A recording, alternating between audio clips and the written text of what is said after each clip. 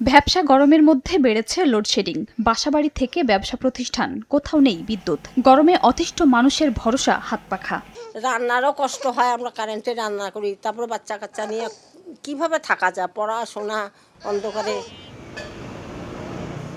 নগর থেকে গ্রাম, সব জায়গায় একই পরিস্থিতি। শিডিউল ছাড়া ঘন্টার পর ঘন্টা বিদ্যুৎ না থাকায় চরম ভোগান্তিতে সাধারণ মানুষ। গ্রাহকের অভিযোগ, দিনরাত মিলিয়ে কোথাও কোথাও অর্ধেক সময় বিদ্যুৎ থাকছে না। ব্যাহত হচ্ছে গৃহস্থালির কাজকর্ম।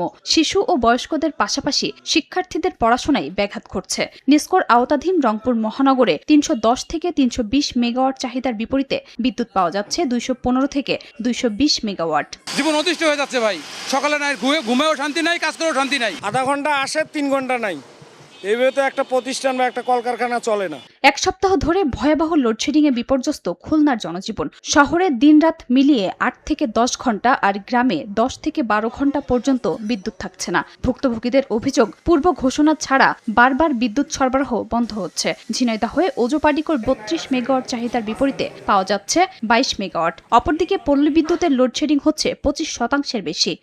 বিদ্যুৎ থাকে না, কোন সময় আসে এটা আমাদের দেখতে। আমাদের ব্যবসা বাণিজ্যের অবস্থা খুব খারাপ, এখন তো আমাদের চলাই দুষ্কর হয়ে যাচ্ছে। চট্টগ্রামে চাহিদার বিপরীতে ১৪১ মেগাওয়াট লোডশেডিং হচ্ছে। দিনে কয়েক দফা বিদ্যুৎ না থাকায় বাসাবাড়ি, দোকানপাট ও ছোট শিল্প কারখানার স্বাভাবিক কার্যক্রম ব্যাহত হচ্ছে। ক্ষতিগ্রস্ত ছোট ব্যবসায়ীরা। বিকল্প বিদ্যুতের ব্যবস্থা না থাকায় নষ্ট হচ্ছে ফ্রিজের মালামাল। ময়মনসিংহ নগরীর প্রায় প্রতিটি এলাকাতেই ১ থেকে ১.৫ ঘন্টা পরপর বিদ্যুৎ বিভ্রাট ঘটছে।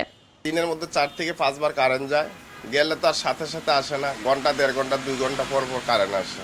ব্রাহ্মণবাড়িয়ার উত্তরাংশের ৫১,০০০ গ্রাহকের চাহিদার বিপরীতে ৩ মেগাওয়াট বিদ্যুৎ ঘাটতি। চাহিদা অনুযায়ী প্রয়োজনীয় বিদ্যুৎ পেলে জনভোগান্তি কমার আশা বিদ্যুৎ বিভাগের কর্মকর্তার।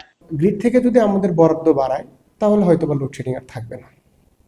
আমরা গ্রিড থেকে পাওয়ারটা পাই আমাদের চাহিদা অনুযায়ী, ওই অনুযায়ী আমরা ডিস্ট্রিবিউট করি গ্রাহক। শেরপুরে সেচ কাজ ব্যাহত হওয়ায় দুশ্চিন্তায় কৃষক। অনলাইন ভিত্তিক কাজও ব্যাহত হচ্ছে।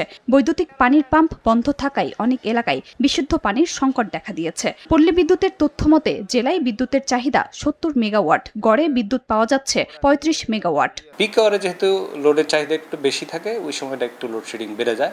এটা ৮ থেকে ১০ মেগাওয়াট সর্বোচ্চ হচ্ছে এখন এই মুহূর্তে। গাইবান্ধায় গরমের সঙ্গে পাল্লা দিয়ে বেড়েছে বিদ্যুতের লুকোচুরি। জেলার ৭ উপজেলার অবস্থা খুবই নাজুক।